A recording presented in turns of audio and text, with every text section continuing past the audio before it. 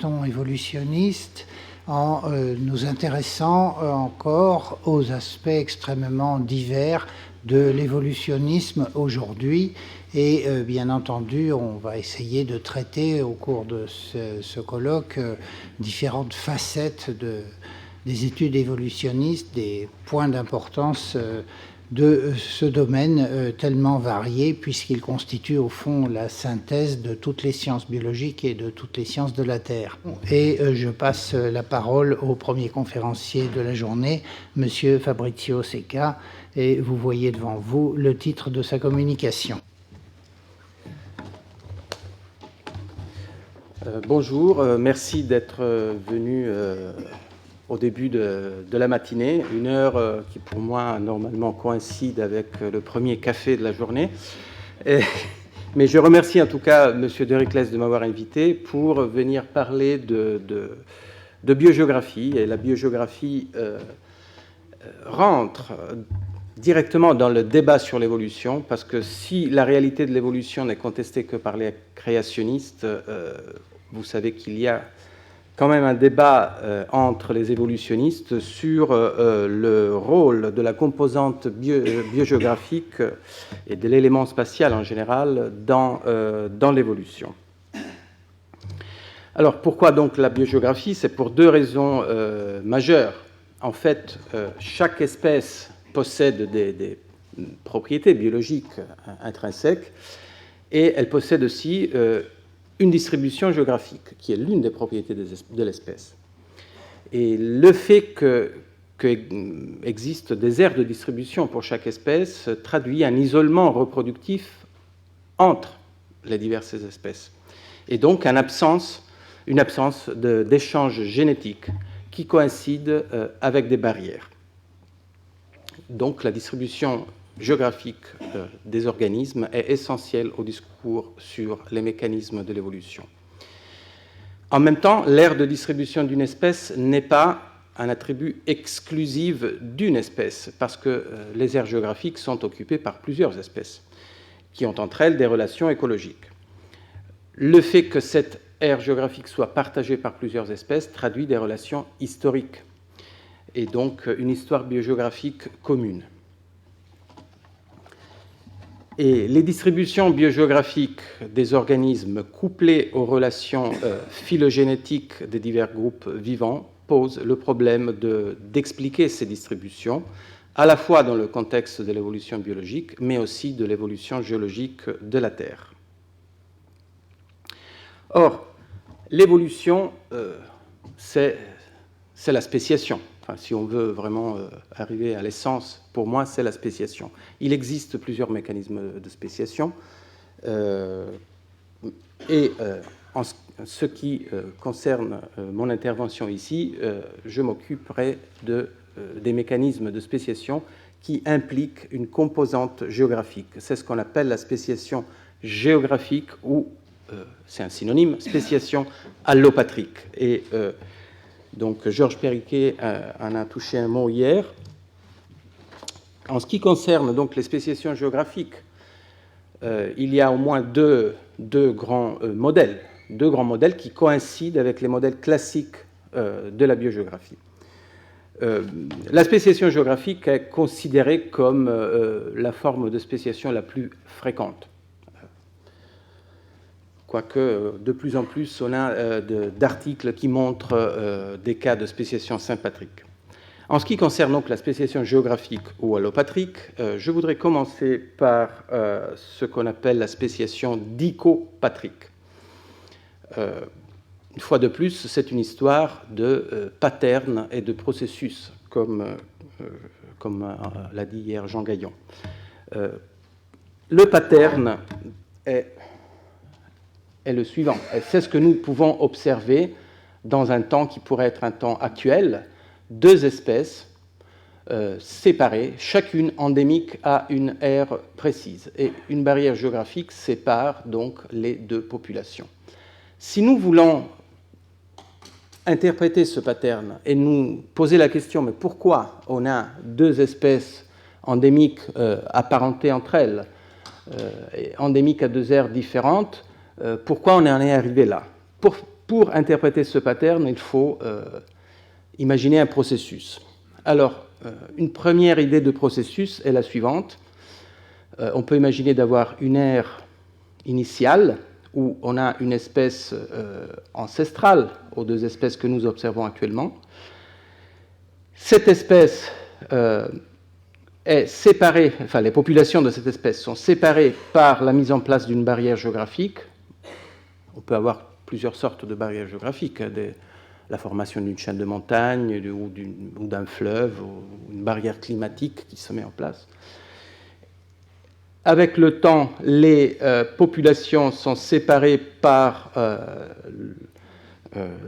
la mise en place de cette barrière, et donc il va y avoir une interruption des échanges entre les populations, donc une interruption du flux génique, et donc on va aboutir à deux espèces différentes. Alors, ce modèle de spéciation géographique correspond à un modèle théorique de la biogéographie qui est le modèle de la vicariance. Dans la vicariance, donc, vous voyez que les populations sont passives par rapport à un événement de l'histoire de la Terre qui les sépare. Et à partir de cet événement, ces populations vont évoluer séparément et vont donner lieu à des espèces différentes. L'autre modèle est ce qu'on appelle la spéciation péripatrique. Le pattern que nous observons actuellement est toujours le même, deux espèces dans deux aires séparées.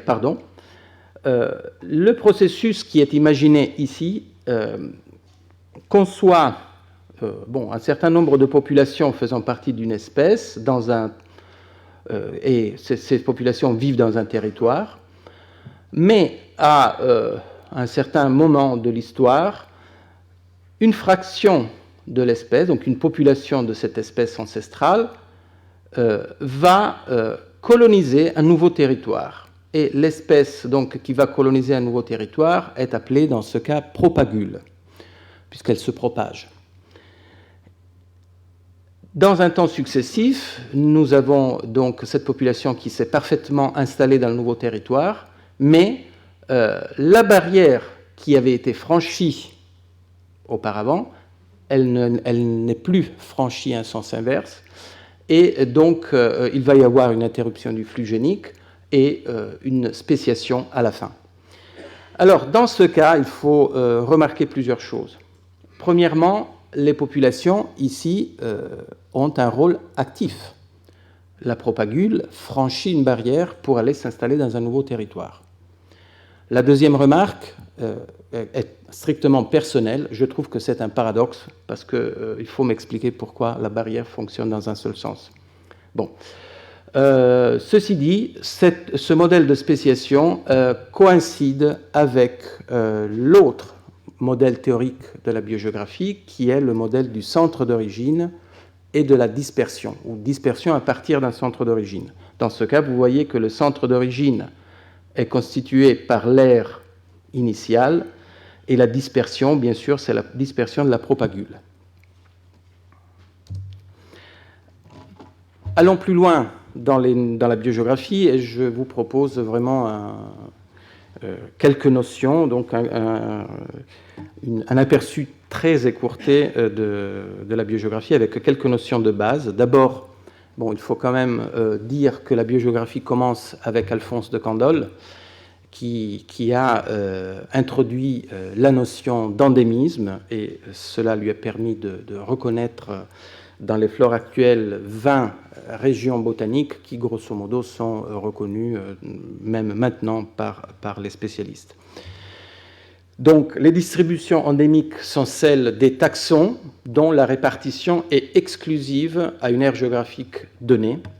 À l'inverse, on a les distributions cosmopolites, c'est-à-dire des taxons qui ont une distribution globale. Dans la réalité, c'est vraiment très rare, sinon inexistant. On a plutôt des distributions pandémiques.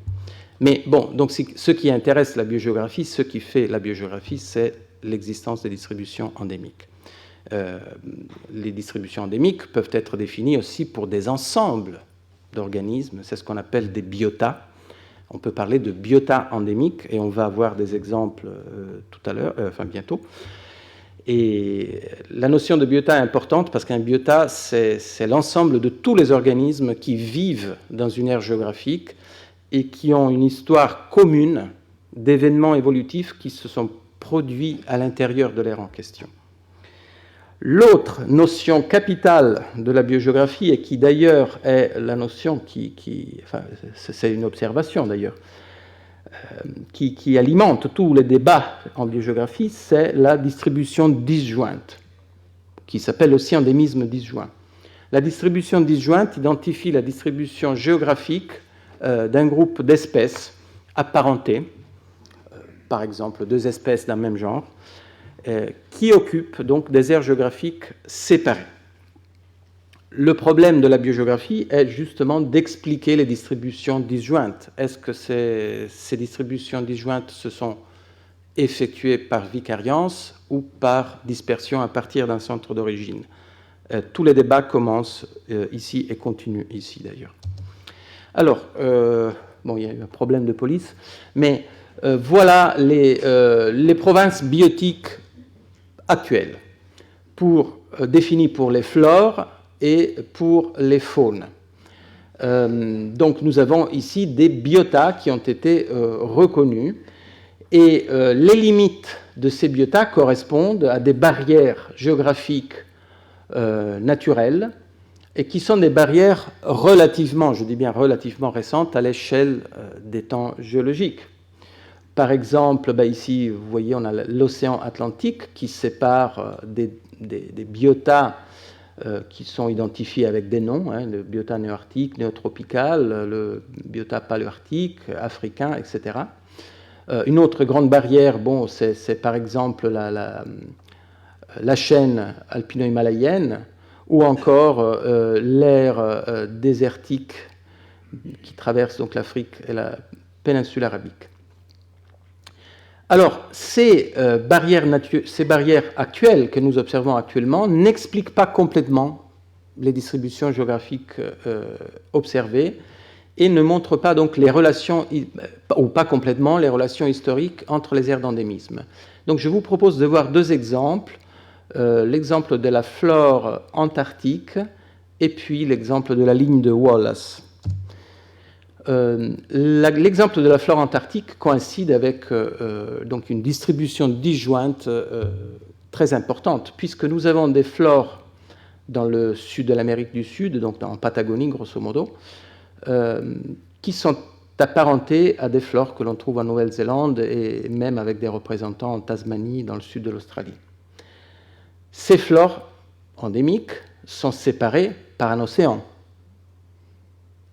Donc c'est un cas d'endémisme disjoint. Comment on peut expliquer cet endémisme disjoint? Est-ce qu'on peut imaginer des dispersions transocéaniques, chose qui est dite par plusieurs auteurs, ou alors est-ce qu'il y a eu une vicariance? Si l'on prend un argument indépendant de la biogéographie, qui est un argument géologique, on pense maintenant que jusqu'au début du Mésozoïque,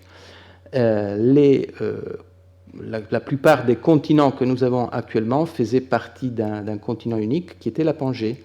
Et si nous allons chercher la Patagonie et la Nouvelle-Zélande, nous les retrouvons, la Patagonie ici et la Nouvelle-Zélande à peu près ici. Donc il y avait quand même une continuité continentale entre ces aires jusqu'au début du Mésozoïque. Donc est-ce que cet endémisme disjoint, c'est une signature du fait que toutes ces aires faisaient partie du Gondwana? C'est une explication possible et qui, à ce moment-là, fait intervenir l'hypothèse de la vicariance. L'autre hypothèse, bien sûr, consiste à dire qu'il y a des dispersions des dispersions transocéaniques ou des dispersions qui se sont faites au fur et à mesure que les continents se séparaient. La ligne de Wallace est située ici, donc dans une zone de collision géologique entre le sud-est de l'Asie et le bloc Australie-Nouvelle-Guinée. C'est une ligne qui ne correspond pas à une discontinuité biogéographique vaste et visible comme ça peut être l'océan Atlantique ou la chaîne himalayenne. Mais c'est la signature d'une barrière ancienne que l'on ne voit plus maintenant. Et c'est quand même quelque chose qui a laissé une trace difficilement interprétable parce qu'il y a plusieurs discussions entre les biogéographes. Ce qui est sûr, c'est que la ligne de Wallace coïncide grosso modo avec la limite de distribution des marsupiaux. Il y a aussi des plantes qui n'existent que du côté, disons, oriental de la ligne de Wallace. Et même récemment, on a mis en évidence des distributions différentes pour certains mollusques marins. Donc, ici, nous ne voyons pas actuellement une barrière notable, mais c'est là la signature d'une barrière qui existait autrefois, et il faut savoir donc que le bloc Australie-Nouvelle-Guinée s'est rapproché de l'Asie du sud-est, disons, dans des temps géologiques relativement récents. C'est au cours du tertiaire que l'on a eu le début de la collision. Alors, tout ça doit nous ramener quand même aux relations qui existent entre la biogéographie et l'évolution de la vie.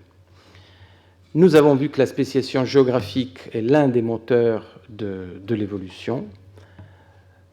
Et donc, le débat sur la dispersion et la vicariance est pertinent dans ce contexte.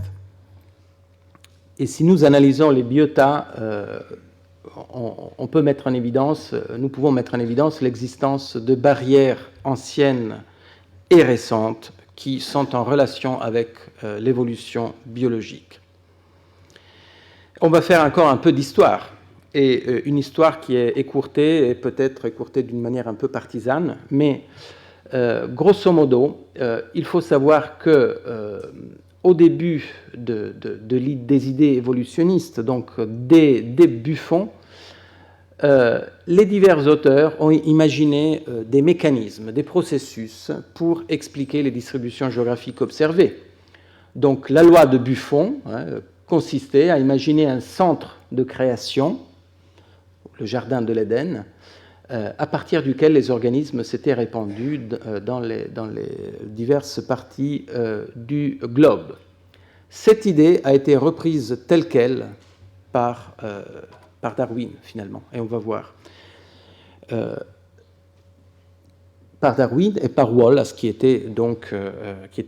l'un des pères de la biogéographie et qui, de manière indépendante et pratiquement contemporaine de Darwin, avait abouti aux mêmes idées sur l'évolution biologique.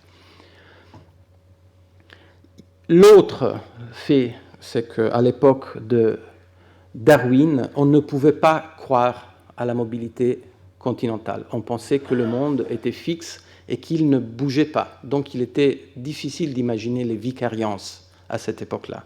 Et pour faire passer l'idée de l'évolution, à une époque où c'était vraiment difficile de faire passer ces idées, malgré tout, c'était plus simple d'imaginer un processus où l'on pense qu'il y a un centre d'origine et une dispersion des espèces.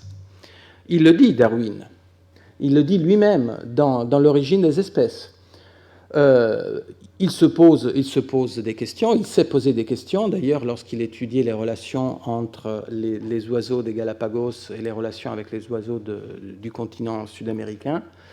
Et il dit lui-même que dans plusieurs cas, il est extrêmement difficile de comprendre comment une espèce peut avoir migré d'un seul lieu d'un seul et unique lieu vers des points isolés. Mais finalement, le côté simple de cette vision, qui consiste à dire que chaque espèce a été créée dans un seul lieu, a séduit, a capturé son esprit, et c'est pour ça que Darwin a prôné l'idée qu'il y avait des centres d'origine à partir desquels les espèces allaient se répandre et conquérir et coloniser des territoires nouveaux. Donc Darwin, il a résolu le problème de la spéciation uniquement en se basant sur une idée de processus. C'est curieux parce qu'un an avant, un ornithologue anglais, Philip Sclater, avait posé le problème des relations entre les biota, donc il avait raisonné en termes de pattern et non pas en termes de processus. Il ne s'est pas du tout intéressé à comprendre pourquoi il y avait des relations plus proches entre deux aires géographiques entre elles et des relations plus proches que les relations entre chacune de ces aires avec une troisième aire. D'ailleurs, ça c'est un peu le début, si vous voulez, de la systématique à trois éléments, ou de la biogéographie à trois éléments.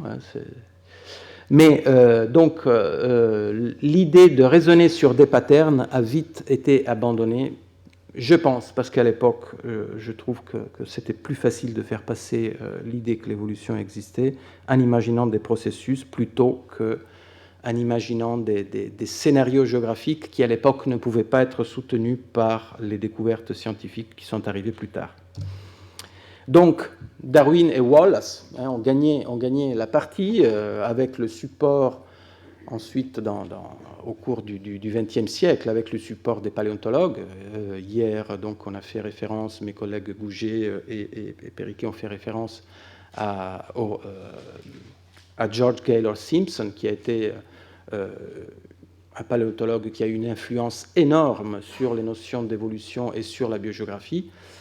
Lui, il faisait partie de ceux qui imaginaient donc des centres d'origine et des dispersions. Mais au cours des années 50, merci, au cours des années 50, Léon Croizat, qui est un personnage très controversé parce qu'il avait des idées révolutionnaires et parce que scientifiquement révolutionnaires, et parce que aussi il avait un très mauvais caractère. Il s'était mis à dos tout le monde académique du monde entier. Léon Croizat, avec ses œuvres monumentales, c'était un botaniste au départ, mais il a publié à compte auteur des encyclopédies, des véritables encyclopédies sur la distribution biogéographique des plantes et des animaux dans le monde entier, en se basant sur les distributions disjointes.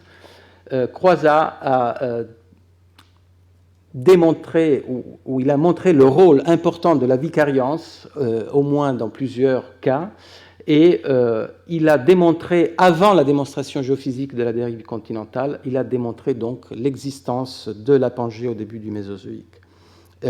L'œuvre de Croizat a définitivement changé les idées en biogéographie, si bien que maintenant il n'y a plus un seul courant de pensée qui pense qu'il y a la dispersion à partir d'un centre d'origine, mais il y a un autre courant de pensée qui prône plutôt la vicariance.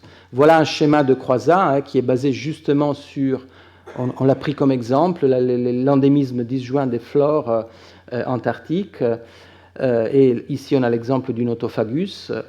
Croizat, donc, il a tracé, ça c'est l'une des milliers de figures tirées qui existent dans ses livres. Donc, il a raisonné sur la distribution disjointe, dans ce cas du Notophagus, pour mettre en évidence le fait que les aires en question étaient unies autrefois. La cladistique s'est greffée sur la biogéographie et a épousé les idées de Croizat, au moins en partie. Certains biogéographes cladistes ont épousé les idées de Croizat. Donc, le principe est assez simple. Nous avons ici un cladogramme avec des relations de parenté entre des organismes, les aires géographiques dans lesquelles ces différentes espèces se trouvent, et nous avons ici un pattern géographique qui met quand même en évidence des séparations entre les aires. Ce pattern, c'est un pattern, mais, est important parce qu'il peut être répété, il peut être trouvé, il peut être découvert à partir donc de l'analyse systématique d'autres organismes qui ne sont pas apparentés entre eux. Ici, on a un cladogramme pour des poissons et un autre cladogramme pour des plantes.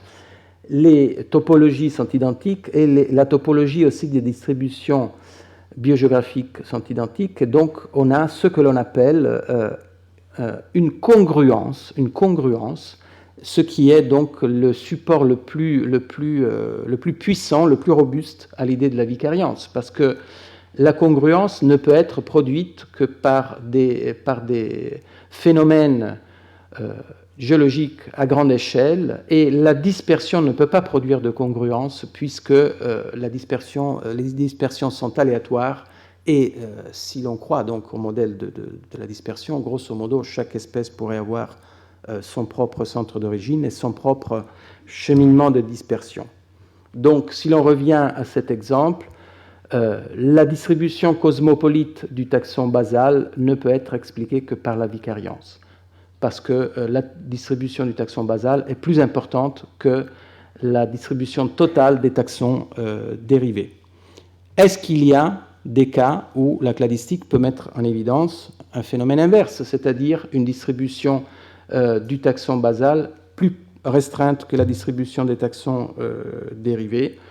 C'est ce qu'on appelle la règle de progression. Ici, c'est une figure classique tirée de Brundin qui montre la distribution de certains diptères toujours dans le domaine austral. Vous voyez qu'à l'époque, on n'avait pas encore démontré la mobilité continentale, et donc l'étirement de ces cladogrammes montrerait les voies et les directions de dispersion. En fait, voilà, la règle de progression est problématique parce que, oui, on peut imaginer bien sûr une dispersion. Le taxon basal a une distribution plus restreinte que la distribution des taxons dérivés, donc le taxon basal Amérique du Sud, les taxons dérivés Amérique du Sud plus Afrique. On peut imaginer une dispersion. Mais le vrai problème est que les aires en question ont évolué au cours du temps. Et donc, imaginez que parler d'Amérique du Sud ou d'Afrique pour l'espèce basale et les espèces dérivées n'a pas la même signification, parce que évidemment ces aires ont évolué. Lorsqu'on regarde ça plus en détail, on s'aperçoit que la règle de progression bute sur la définition des aires qui doit prendre en compte l'évolution géologique des aires même.